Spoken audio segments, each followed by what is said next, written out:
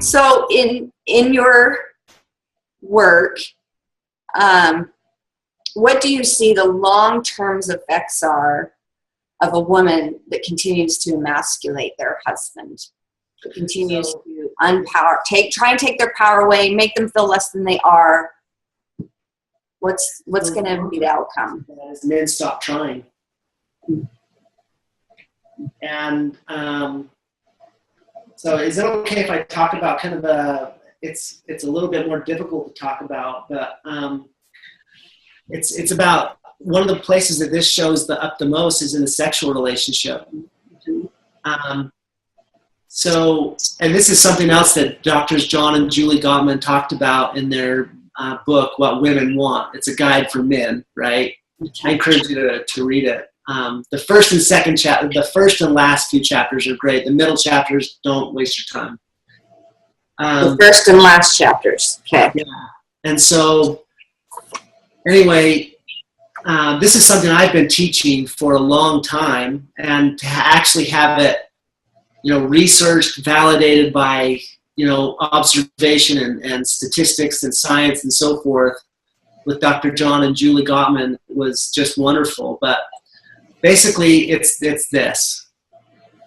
Men and women are different, obviously. One of the ways that shows up the most is the sexual relationship. And so when there's different preferential reasons and ways that men and women seek sex. So, for instance, women, their preference is to emotionally be connected and then to have sex. And that's their primary language, so to speak. And they feel most comfortable speaking that language. But the problem is men's preferential way is to have sex first and then emotionally connect. And couples run into major problems when, they try to change each other. Sometimes they'll even go to a therapist that they're trying to make the men women. The man's primary language is to have sex first and then emotionally connect. And let me help you understand why. Men physiologically are different, and they have testosterone flowing through their veins, so like many times more than a woman does. One of the effects that testosterone has in a body is it basically makes you unavailable to emotionally connect. Higher testosterone levels makes you more paranoid, defensive, super aware of your environment because you're a protector to make sure everything's okay. The cool thing is when a man engages in healthy sexual relations with his wife, his testosterone level cuts in half. And guess what he's automatically prepared to do in a much better way than he is before? Emotionally connect. Yeah. And so healthy marriages vacillate between the two. It's never, because what happens if the only way this couple has sex is the man's way, which is sex first, emotionally connect, women feel used. But here's the less known kind of phenomenon that happens. If that couple's only having sex the female preferential way, men get to start feeling like the sun and the moon and the stars have to align in order for this woman to have sex with me. And they feel like no matter what they do, it's not good enough for her. And that's another long-term effect is they just stop trying. There's no connection whatsoever. And the marriage starts to fail. And so embracing those differences that, hey, you know what? His primary language of having sex is sex first, emotionally connect later. We can go back and forth between connecting first and having sex. Like, we can both learn a second language as we love each other. Yeah. So that's where things start to go awry, Trina, where in marriages, it's the sexual relationship begins to go down the drain, because men don't like to constantly be told they're failing. Yeah. Yeah. And they stop trying. So they go somewhere where they can feel successful. Feel successful. Okay. And do you feel like, because obviously I feel men and women have a different relationship with sex. And for women, like you said, it's an emotional thing. And for men, I feel like I teach women anyway that it is like an immediate and intense need. And if that need isn't being fulfilled, that is a type of emasculation for them. If you're not creating a safe avenue for them to be able to get that need fulfilled, then you're opening them up to find a different way. Do you agree with that? Yeah, and it's the other thing that's important to note about that, Trina, is when a female rejects her husband sexually, it's the ultimate way to say you're not doing good enough as a man. Mm-hmm. And it's kind of like it's akin like rejecting a female sexually. It doesn't have that much significance. But if a man was to say to his wife, "You're the ugliest thing on this planet," then that would crush her spirits, obviously. But that's often, it's not that dramatic, but when a male is being rejected sexually, that's how they feel. It's as if they're being told they're ugly. Mm-hmm. Does that make sense? Yes, makes total sense. And I'm not saying that, here's what I'm not saying, because this is important. Because as I teach this, I don't want to insinuate that females should never say no to sex. Like, women who are being, connected to and provided for and protected by their husband typically are willing and glad to engage in sex with their husband. That doesn't mean they always have to. You should only kind of engage in sex when you feel safe and connected and never to like just make him happy at the expense of your happiness. That's not what I'm talking about. Okay. But I am talking about a general concern and anxious concerns for the well-being of the other person. And that's when marriages can be at their healthiest. When we're both working together as male and female to please each other and to do what's best for each other. Mm-hmm. Yeah. And I mean, isn't that what a relationship, a marriage is about? It's a partnership, and we each have a part. We each have a part that we need to be, working on, and stop assuming that he should be doing your part. I think is a big part for women to learn and understand, for sure. And it goes the other way around too, for men allowing her to do her part and not expecting her to be like him as well. Can I add something to this too, Trina? Yes, please. Especially because we're talking about the kind of the sexual relationship, and it's because there's a ton of sexual addiction out there, and a lot of men come into the marriage with sexual addiction, and so there's three different perspectives of sex happening. So there's the female perspective of sex, the male perspective of sex, and the addictions perspective of sex. And so the way that shows up is this. Men typically come into the marriage and they seek sex to connect with their wife, and it's healthy and it's wonderful, but they also are starting to seek sex to mood alter.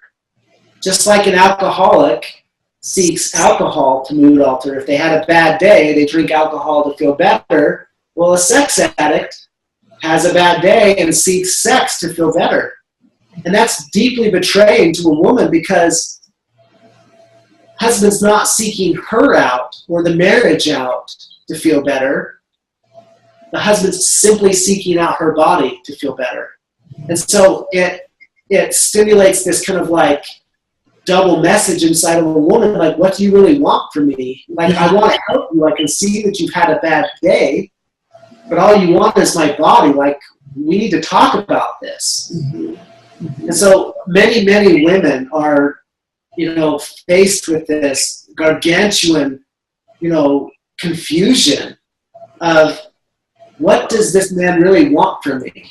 Mm-hmm. And so when sex addiction is on the table, it completely distorts how husband and wife turn to each other, see each other, experience one another. And so that's one thing that I want to make sure is put on the table here, because yes, men are going to be seeking sex much more frequently than men typically. But if addiction is on the table, then some of those reasons that they're seeking sex are extremely unhealthy. Yeah. Really threaten the viability of that marriage. That is really good outlook to look at for sure for these women. And I have worked with some women that husbands have struggled in the past with pornography. And what advice would you have for women who do have husbands that struggle with this? Number one, you need to get into therapy with a person that's specialized and trained to work with sex addiction. There's one organization in the country that works with both husband and wife with the trauma and the addiction, and it's LifeStar. There is not one other program in this entire country that works with both at the same time. There's some that specialize in addiction, there's some that specialize in betrayal trauma, but nobody works with them together for the benefit of the marriage. And so seeking out a LifeStar therapist would be a really wise choice. One of the things that in that journey of recovery with your spouse, as a female, you have to get really good at understanding and determining what sex is being used for in this marriage. Is it healthy sex or addictive sex? I just did a group a couple weeks ago with a bunch of women, and these are all women of sex addicts, or wives of sex addicts. And I was teaching them about how have they used sex in their marriage. Did they, for instance, if they saw that their husband was having a bad day, did they just hurry and give them sex to make them have a better day? Because if a woman does that repetitively, she's going to feel used. She's going to feel completely unappreciated for everything else she does. And it can become really damaging to that marriage. And so those three perspectives of sex that I mentioned a minute ago are what women need to have a very clear understanding. The female perspective of sex, the male perspective, and the addictions perspective. And which one are you as a woman aligned with? Okay. Yeah. And being able to kind of decipher that and carry it out, and that protects your marriage. Okay. How do you get them to want to go to therapy? Because so often the men are like, I can handle this on my own. I can do it on my own. I don't need it, or they don't see it as a problem.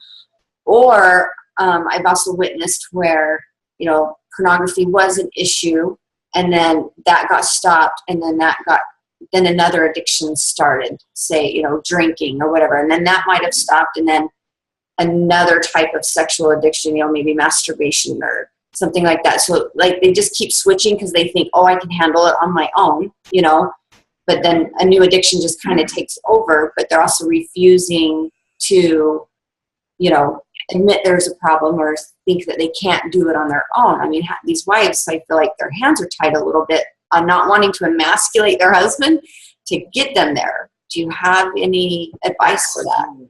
That's strong advice. Women need to be fierce about their marriage too. Women can be fiercely protective of their marriage as well. Ladies, you have to accept this simple truth, and it's this.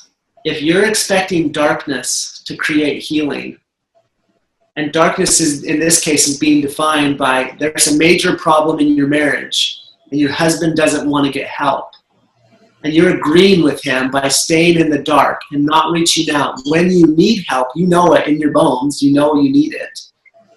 But you're not doing it because you're respecting your husband and saying, you know what, if he thinks being in the dark is going to help, then maybe it will. Maybe it will after a year or 2 years or 3 years. The truth is this, simply this. Darkness doesn't create healing. In order for healing to occur, we have to step out into the light. And if your husband is unwilling to do that, especially when your husband is unwilling to do that, your responsibility to protect that marriage, because he's failing to do so, is you go get the help. And you say, look, if you choose not to go get help, that's fine, but I will choose to go get help. And when you do, you don't sugarcoat things. There's a difference between confidentiality, which should be held in a marriage. Our marriage spouse should be the biggest confidant that we have. But if they are if they are stuck in the dark and they're unwilling to reach out when they need help, and this marriage is going down the drains, that's not confidentiality. That's a complete lunacy. So you have to step into the light. You have to reach out to get help. So if your husband is unwilling, ladies, go to your church leader, tell him the whole story, step into the light. Go to a therapist, tell him your whole story.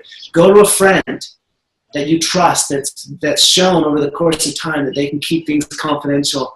Reach out, get help. If your husband is unwilling to do so, that's his choice, but you can.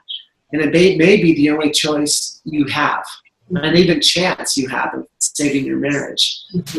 And my encouragement is that you'll have that courage to do so. And my experience shows me that it's the very thing that husband needed, but he couldn't do for himself. And when his wife steps up to the plate and does it, typically the husband follows because they want the light. They're languishing in the darkness. And so the truth is, darkness doesn't provide healing, only the light does. So don't be afraid. Yeah. Don't be afraid to reach for the light. I love that. I love that. And maybe that's something too that we as women can look at and go, this is maybe a possible strength of ours, you know, and in our natural DNA, that we do recognize when things are right, and we are going to push forward and do the right thing in hopes that they, you know, will follow behind. That maybe we take that first step. You know, maybe that's what it's going to take, is maybe it's built within us as women to have that courage to take that first step. Yes. I love what you're saying, Trina, also. Like, you're talking about that kind of divine DNA to almost have this sixth sense to feel like something doesn't feel right. Women have that so much more than men. Men have it as well, but women just have it more. Never fool mom. She's got eyes in the back of her head. We've always got these little quotes, right? Yes.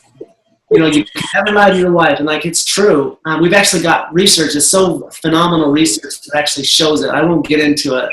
I get too excited, but the bottom line is, yes, women do have that ability to discern what's really going on. They may not know exactly what it is. But they certainly feel it. And ladies, don't be afraid to act on those feelings. Yeah, I love that. I love that. I love how you reiterate that we need to trust ourselves. Yes. We need to learn to trust ourselves. So is there a correlation at all, Jeff, that you see in the men that you work with and the recovery system that you go through, the men that come out on top, that they beat the sexual addictions, that they beat any other addictions, and their marriages actually make it? Is there a common factor in how the woman has handled the situation? Yes. Number one, she has very clear boundaries. One of the first things that I work on with women is they get to set some boundaries that they haven't been setting. Typically what women have been doing, even if they didn't know about the addiction, they're trying to like do everything so that he doesn't have any problems, because they just know that he's grumpy, or they know that he acts out if he has problems. And so setting some boundaries that clearly distinguish what he does versus what she does it's the first step for women. And the second step is to start. A lot of times women are so disconnected from what they feel because they've been so hyper-focused on what their husband feels, whether they know or don't know about the addiction. And they're so hyper-focused on him that they forget them. And so it's so important for them to get reconnected to their heart and to not be afraid to speak the truth. And expect your husband to do it. Healthy or couples that make it through a pornography addiction, they learn how to connect. And to learn to connect, one of the truths you have to accept is, my spouse might not feel the same way that I do, but we can be separate and still connected. Mm-hmm. Mm-hmm. And that's okay. Like, we can stay connected and work through this, but that doesn't mean we can't have boundaries. Yeah. If you're working with addiction, you've got to have very clear boundaries, and you've got to have very clear ways to learn how to connect. And, I do all kinds of things with couples to teach them things they can do every single day to exercise their connection muscles. Yeah. So those are the couples that make it. Those are the couples that come out saying, obviously we hate this addiction, but in some weird way, we're grateful because our marriage is stronger than it ever was because of it. Mm-hmm. And that's the goal. We're all going to have problems. Mm-hmm. How we handle those problems makes the difference. So, and I think too, you would probably encourage and agree that never give up hope, and this is beatable. Correct. Yes, as long as, with the boundary, it is beatable as long as both people are willing to do the work. If a woman is married to a husband who is unwilling to get help, unwilling to admit that he has a problem, that's not going to get better. She can work as hard as she can. What she needs to do is set a boundary. Like, I will stay in the marriage for a year, and if you haven't gotten help in a year, then I have to consider other options.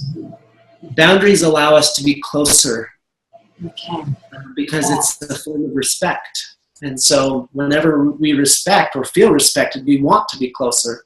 Yeah. I like that. Really like that. I hope this has been helpful. Yeah, very, very helpful. Very helpful. All right, so kind of just to wrap things up here, obviously my goal is to help teach these women how to encourage men to fulfill their roles as protectors and as providers. And, we all grew up with that fairy tale. We grew up with that fairy tale of the knight in shining armor coming and rescuing us, and he was big and buff, and he had a sword, and we rode on his horse up into the sunset and lived happily ever after. But then after we get married, we take the sword away, the horse away, take almost sometimes the spirit away. What would you recommend to women to help us keep focused that a man is meant to be this masculine self, and our goal should not be to tame that? Correct. Yeah, don't demean the way he sees the world. And my challenge for you ladies is to recognize the differences and embrace them instead of feeling threatened by them. I'm not talking about things that are unhealthy, but within the healthy, reasonable bounds. If your husband has a different idea of a vacation, maybe he wants to go camping, or maybe he wants to go, some exotic, like my wife and I have had this happen, all the time. For me, a vacation is, we're going to go to California, and we're going to go to this beach, and we'll find a hotel when we get there. I just love that. I love having kind of like this, I don't know where we're going to stay tonight. That's part of the adventure. Mm-hmm. And my wife hates it. So in our marriage, it would, for her, like, it would be diminishing me if she never, like, allowed me to have a vacation where that's what we do. It would also be diminishing of me to, like, say, we're never going to have a hotel. We're never going to have an itinerary. Mm-hmm. what we do to have a happy marriage is we respect that difference in both of us. And we don't make it out to be that she's bad or I'm bad, but we embrace the differences and make adjustments and help each other to get their needs met. And they may be different than one another's, but embrace those differences instead of trying to control, change, or diminish them. I love that. I love that. So thank you, Jeff, so much. This has been so enlightening. I've learned a lot myself. It's going to give me valuable information to help me, even with the ladies that I work with. Obviously, I would love if you would share with us, if any of the ladies that are watching this want to reach out and, use your services, how and where can they find you and get a hold of you? And then also the LifeStar program, is it nationwide? And if so, how is the best way for them to connect with a therapist that's been trained in the LifeStar program that's going to give them the same, I guess, what you can give people? I trust you, and that's so important with therapists because there's been a few therapists I've been to that have not been good. So I believe in therapy full-heartedly, 100%. I think we all need it. I made a joke when my kids were young. I told my husband, we do not need a savings account for admissions or for college. We need a savings account for our kids to get therapy because somehow we're going to screw them up. Right. It's inevitable, right? And so I'm very much an advocate for it. And so there's a lot of healing that can take place for anybody.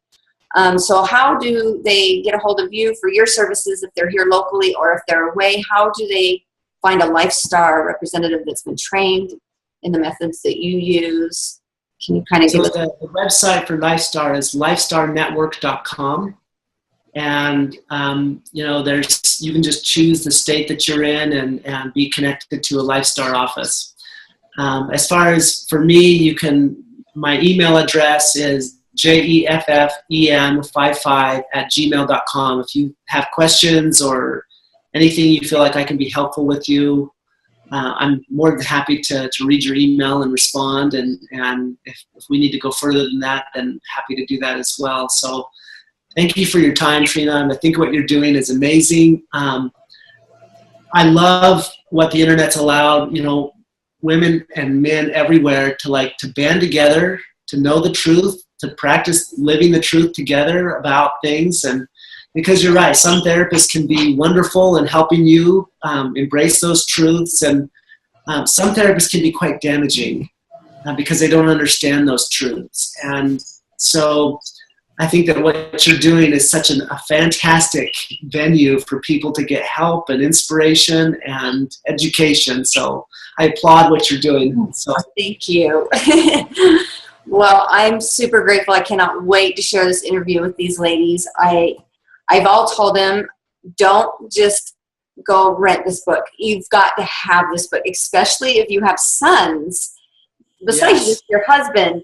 But that this book it's amazing. And when you told me that you actually use it as part of your LifeStar program for the third part, I was like, oh, yay, this is so awesome. And they do a boot camp up in northern Utah. They do a boot camp where they go do like a weekend retreat for men. Oh. The guy who does it, his name is Rod Chittister. Chittister? Yep, Chidester. Okay. And he does them up in northern Utah, and they do boot camps for men. And it's all based on this kind of wild heart philosophy, and men come away with just, epiphanies and life-changing experiences, and helps them truly understand who they are. So. Oh, I love that. That's valuable information to share. So awesome. Thank you. Thank you so much. Thank you, Jeff. You have been fantastic, and I just appreciate all that you're doing for all of the men in our lives and the women, and helping them find healing as well. And you're a very valuable piece of our world and our society. So thank you for all that you do. Oh, you're wonderful. Thank you so much. Okay, well, thank you. Have a great weekend. Okay, we'll see ya. Hey, we'll see ya.